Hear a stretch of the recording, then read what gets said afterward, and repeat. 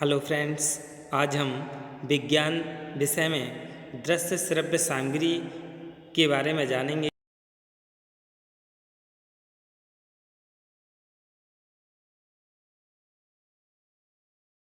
Support material यानी छात्रों में विज्ञान के अध्ययन के रुचि उत्पन्न करने व ज्ञान को स्थायी बनाने के लिए अध्यापक को अनेक प्रकार के साधनों का प्रयोग करना पड़ता है। वे साधन जो अध्यापक को उद्देश्य पूर्ति में सहायक होते हैं, यानी अध्यापक की उद्देश्य पूर्ति में सहायक होते हैं, सहायक साधन या शिक्षण सहायक सामग्री कहलाते हैं। इनको दृश्य श्रव्य सामग्री यानी ऑडियो विजुअल एड्स के नाम से भी जाना जाता है। दृश्य श्रव्य सामग्री यानी अध्यापक के लिए इन श्रव्य दृश्य सामग्रियों का साधनों का विशेष महत्व होता है। श्रव्य दृश्य सामग्री के माध्यम से बालकों को विज्ञान के विभिन्न सूत्रों, सिद्धांतों और संबंधों तथा प्रत्ययों को समझने तथा सीखने में आसानी होती है। साथ ही शिक्षक भी इनके माध्यम से अपने कार्य को अधिक प्रभावशाली बना सकता है। इस प्रकार पाठ को अधिक रुचिकर, उपयोगी तथा प्रभावशाली बनाने के लिए श्रव्य दृश्य सामग्री का या शिक्षण सहायक सामग्री का प्रयोग करना अत्यंत आवश्यक हो जाता है। श्रव्य दृश्य सामग्री का उपयोग भारतीय शिक्षा आयोग के अनुसार 1964 में इन्होंने दिया था, यानी शिक्षण की गुणवत्ता में सुधार करने के लिए प्रत्येक विद्यालय में सहायक सामग्री उपलब्ध कराना अति आवश्यक है। सहायक सामग्री वास्तव में अपने देश में शैक्षिक क्रांति ला सकती है। एक चीनी कहावत है कि एक बार का देखना हजारों बार के सुनने के बेहतर है। यानी आप 1000 बार सुन लें और एक बार देख लें, वो क्या है? बराबर है। Once seeing is better than thousands hearing, क्योंकि देखने में इंद्रियों का यानी जो दृश्य इंद्रिय हैं, आँख हैं, इनका प्रयोग कर रहे हैं, सुनने में कानों का प्रयोग कर रहे हैं। सुना हुआ क्या है? कम याद रहता है, कम ध्यान रहता है, और देखा हुआ कई बार अधिक समय तक ध्यान रहता है, याद रहता है। विज्ञान में श्रव्य दृश्य सामग्री प्रतिभाशाली और मंदबुद्धि दोनों ही प्रकार के बालकों के लिए अति आवश्यक है। सहायक सामग्री के प्रयोग से प्रतिभाशाली बालकों के चिंतन यानी थिंकिंग में गति एवं स्पष्टता आती है तथा मंदबुद्धि बालकों में विज्ञान के सूक्ष्म प्रत्ययों, सूत्रों आदि को स्थूल रूप से में समझने की क्षमता का विकास होता है।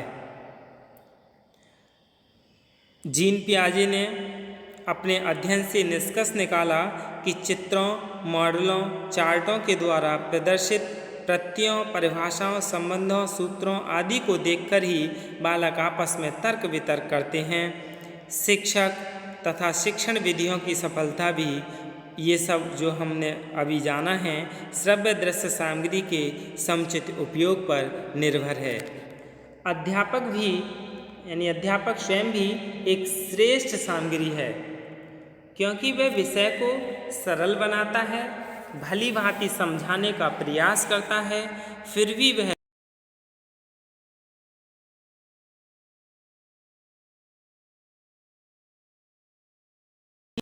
वरन अनिवार्य भी है।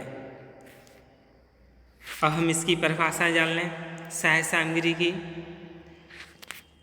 डेंट के अनुसार ऐसी समस्त सामग्री जो कक्षा में या किसी भी शिक्षण परिस्थिति में लिखित अथवा मौखिक शब्दों को समझने में सहायक सिद्ध होती है, श्रव्य दृश्य सामग्री कहलाती है। यानी ऐसी सामग्री जो कक्षा में क्या है, मौखिक या लिखित रूप से समझने में हमें जो आसानी दे, वही क्या है, सहायक सिद्ध होती है। दूसरी है वर्टन के शब्दों में, यानी वर्टन के अनुसार श्रव्य दृश्य सामग्री वह संवेदीय पदार्थ या काल्पनिक वस्तुएं हैं जो अधिगम को प्रारंभ एवं प्रेरित करती हैं, यानी अधिगम को क्या करती हैं, शुरुआत करती हैं और मोटिवेट करती हैं, प्रेरित करती हैं तथा उसे पुनर्बलन प्रदान करती हैं।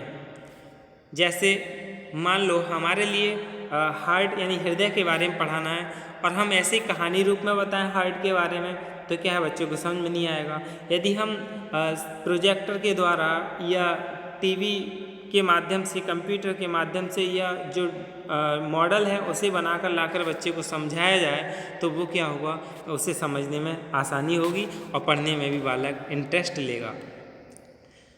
एस के कोचर के अनुसार श्रव्य दृश्य साधन ऐसे सहायक उपाय हैं जिनके प्रयोग को बढ़ाकर एक शिक्षक छात्रों को भाव स्पष्ट कर सकता है तथा विभिन्न प्रत्ययों को समझाने, अर्थापन करने, गुण दोषों का विमोचन करने, ज्ञान वृद्धि, रुचियों, चिंतन शक्ति आदि को बढ़ाने में सहायता प्रदान कर सकता है।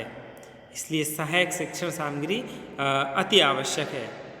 अब हम श्रव्य दृश्य सामग्री का महत्व और आवश्यकता जान लें। Need and importance of audio visual aids, क्या है इनकी महत्व। विज्ञान शिक्षण को अधिक रुचिकर तथा प्रभावशाली बनाने के लिए श्रव्य दृश्य सामग्री या शिक्षक सहायक सामग्री अत्यंत जरूरी है। इसके प्रयोग से शिक्षण अधिगम प्रक्रिया में बालकों का ध्यान आकर्षित करने में विशेष सहायता मिलती है। इसकी आवश्यकता और महत्व हम जान लें क्या है, पॉइंट टू पॉइंट जान लें। पहला है, श्रव्य दृश्य सामग्री ऐसी अनुदेशनात्मक युक्तियां हैं जिनको सुना एवं देखा जा सकता है। जैसे चार्ट है, मॉडल है, श्यामपट है, इन सब चीज़ों को क्या है, देखा जा सकता है। फिर यह सामग्री ध्यान आकर्षित करने का उत्तम साधन है, यानी जो भी शिक्षण सहायक सामग्रियां हैं वो कैसी हैं, ध्यान आकर्षित करने का उत्तम साधन है। शिक्षण सहायक सामग्री के प्रयोग से समय की बचत होती है तथा बालकों का अधिगम गहन और स्थायी हो जाता है। जब बच्चे के लिए किसी चीज़ के बारे में वास्तविक दिखा दिया जाता है तो उसका ज्ञान कैसा होता है, स्थायी हो जाता है। शिक्षण सहायक सामग्री के द्वारा छात्रों में रुचि उत्पन्न होती है और शिक्षण सहायक सामग्री के प्रयोग से मौखिक कार्य तथा अर्थहीन शब्दों का प्रयोग कम हो जाता है। इनके प्रयोग से बालकों को प्रत्यक्ष अनुभव यानी डायरेक्ट एक्सपीरियंस प्राप्त होता है। जैसे बालक कक्षा में प्रदर्शन देखते हैं, उपकरणों का प्रयोग करते हैं, स्वयं प्रयोग करके देखते हैं तथा चार्ट, रेखाचित्र और मॉडल बनाते हैं। यह सीखने का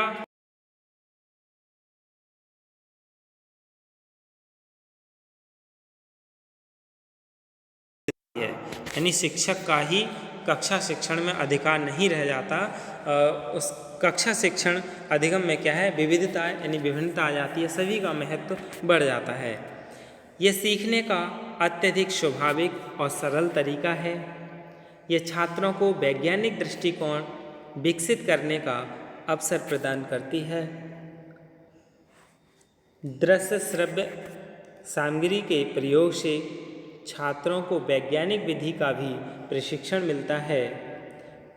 यह छात्रों का ध्यान शिक्षण की ओर आकर्षित करती है और छात्रों की विभिन्न मानसिक क्रियाओं को उत्तेजित करती है। शिक्षण सहायक सामग्री के प्रयोग से शिक्षण की नीरसता यानी जो डलनेस है वो कम करके शिक्षण को अधिक रुचिकर बनाया जा सकता है। श्रव्य दृश्य सामग्री का अब हम चयन जानें कि किस तरीके से इनका चयन करना चाहिए। Selection of audio visual aids. विज्ञान शिक्षण में श्रव्य दृश्य सामग्री का चयन करते समय अध्यापक को सावधानी रखनी चाहिए। गणित अध्यापक को सहायक सामग्री का चयन करते समय इन बातों का ध्यान रखना चाहिए। कौन सी बातें हैं? पहला है, श्रव्य दृश्य सामग्री छात्रों की रुचियों, आवश्यकताओं तथा मानसिक स्तर के अनुसार हो। सहायक सामग्री वास्तविक तथा क्रियाशील होनी चाहिए, यानी जो सहायक सामग्री है वो कैसी होनी चाहिए, वास्तविक होनी चाहिए और क्रियाशील हो तब तो और ही अच्छा है।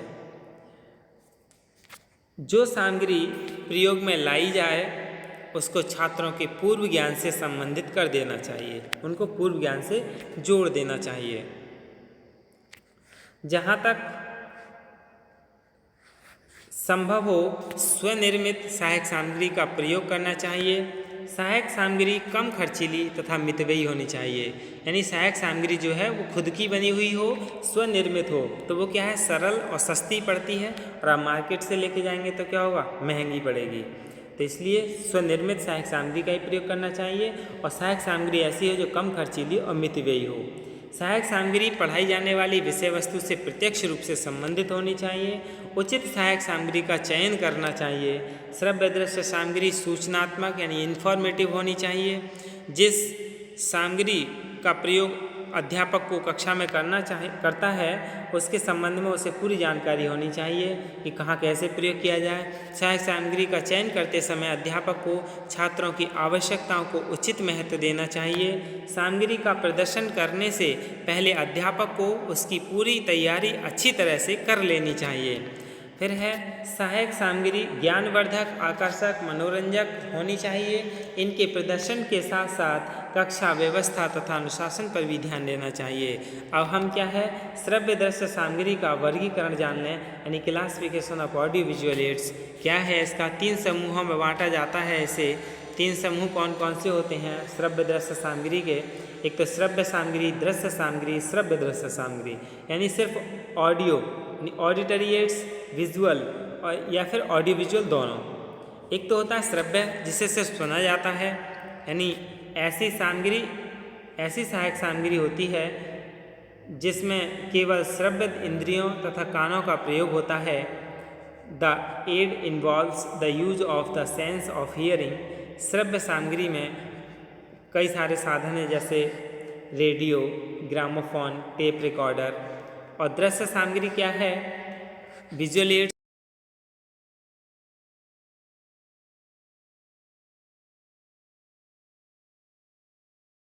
सहायता प्रदान करती है। These aids involve the use of the sense of light. इनके अंतर्गत कौन कौन सी सामग्री आती है, उपकरण हैं, वो जान लें। तो श्यामपट, क्योंकि दिखता है, चार्ट ये भी दिखता है, खाके व चित्र, model, flannel graph, flannel board, सूचना पट यानी बुलेटिन बोर्ड, फिल्म पट्टिकाएँ, स्लाइड, रेखा चित्र, ग्राफ, चित्र विस्तारक यंत्र, जादू की लालटेन, विज्ञान संबंधी साहित्य, ये सभी क्या है, सहायक सामग्री देखने जो दिखती हैं, दृश्य सहायक सामग्री हैं। अब तीसरा है श्रव्य दृश्य सामग्री, यानी जो दिखती भी हैं और सुनती भी हैं। ऐसी सामग्री जिसमें श्रव्य और दृश्य दोनों ही इंद्रियों का प्रयोग होता है, वो श्रव्य दृश्य सामग्री कहलाती हैं। यह सामग्री बालकों को देखकर और सुनकर सीखने में सहायता प्रदान करती है। These aids involve the use of the sense of hearing and seeing, यानी जैसे फिल्म है, चलचित्र, कक्ष फिल्म यानी क्लासरूम, औद्योगिक फिल्म्स, इंडस्ट्रियल फिल्म्स, विद्यालय द्वारा निर्मित फिल्म यानी स्कूल मेड फिल्म्स, ये सभी क्या हैं। और समाचार संबंधी फिल्म, दूरदर्शन, ये सभी कैसे हैं, ऑडियो विजुअल एड्स हैं। अब हम ऑडियो विजुअल एड्स को 3 तरीके से जान लें कि कैसे कैसे इनका प्रयोग होता है। इसी में से सबसे ज़्यादा टेट सी, टेट रीट इन परीक्षाओं में आते हैं। जैसे प्रक्षेपित सामग्री यानी प्रोजेक्टेड एड्स, जो फेंक कर पहुँचाई जाती हों, जैसे फिल्म पट्टिका, स्लाइड प्रोजेक्टर, क्योंकि ये सिर से ऊपर होकर के जो जा रहा होता है सामने, वो प्रक्षेपित होती है फेंकी हुई सामग्री। फिर चित्र विस्तारक, एपिडाइस्कोप, ओवरहेड प्रोजेक्टर, यानी ये सभी क्या हैं, प्रक्षेपित सामग्रियां हैं। और रंगीन स्लाइड्स, चलचित्र, लूप, ये सभी प्रक्षेपित हैं। अप्रक्षेपित जिन्हें फेंक कर नहीं दिखाया जाता, श्यामपट या चॉक बोर्ड, चार्ट, रेखा चित्र, फ्लैनल बोर्ड, सूचना बोर्ड, मॉडल, डायोरामा, और ये सभी क्या हैं, अप्रक्षेपित हैं। अब है प्रत्यक्ष अनुभव वाले, यानी direct experience on most effective aids, जैसे सीसीटीवी प्रयोग यानी एक्सपेरिमेंट जो करते हैं, व्यक्तिगत प्रयोग, इंडिविजुअल डूइंग एक्सपेरिमेंट, फिर प्रयोग है, प्रयोजना है, शैक्षिक यात्राएं, भ्रमण हैं, ये सभी क्या हैं, खुद पर प्रत्यक्ष अनुभव के द्वारा प्राप्त सामग्री हैं।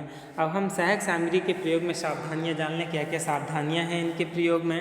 सबसे पहले सामग्री यानी सहायक सामग्री केवल उतनी ही देर दिखाई जाए जितनी देर के आप प्रयोग में ला रहे हैं या उसके बाद दिखाना, जब हमने पढ़ाया टॉपिक प्रयोग किया जाना आवश्यक हो तभी इसे दिखाना चाहिए। प्रयोग के बाद उसे छिपाकर रख देना चाहिए, क्योंकि फिर क्या है, नीरसता आने लगती है। कम आयु एवं छोटी कक्षाओं के बालकों के लिए इनका प्रयोग अधिक करना चाहिए और बड़ी कक्षाओं में कम, क्योंकि समय अधिक लगता है इसमें। सहायक सामग्री का प्रयोग पाठ में उचित स्थल पर और केवल आवश्यकता पड़ने पर ही किया जाना चाहिए। एक ही पाठ में अत्यधिक रूप में सहायक सामग्री का प्रयोग उचित नहीं, अन्यथा कक्षा में वह प्रदर्शनी का रूप ले लेगा तथा मूल पाठ प्रमुख न रहकर गौण बन जाएगा। सहायक सामग्री को दिखाने एवं उसके प्रयोग करने में अधिक समय नहीं लगाना चाहिए, अन्यथा मूल पाठ अधूरा ही रह जाएगा। बालकों को इस प्रकार के अवसर प्रदान किए जाएं कि वे स्वयं ही कक्षा में सहायक सामग्री भली प्रकार प्रयोग करना सीख जाएं। जहाँ तक हो सके स्वनिर्मित सहायक सामग्री ही प्रयोग में लाई जाए। यही क्या है, सहायक सामग्री में प्रयोग की सावधानियाँ हैं। धन्यवाद।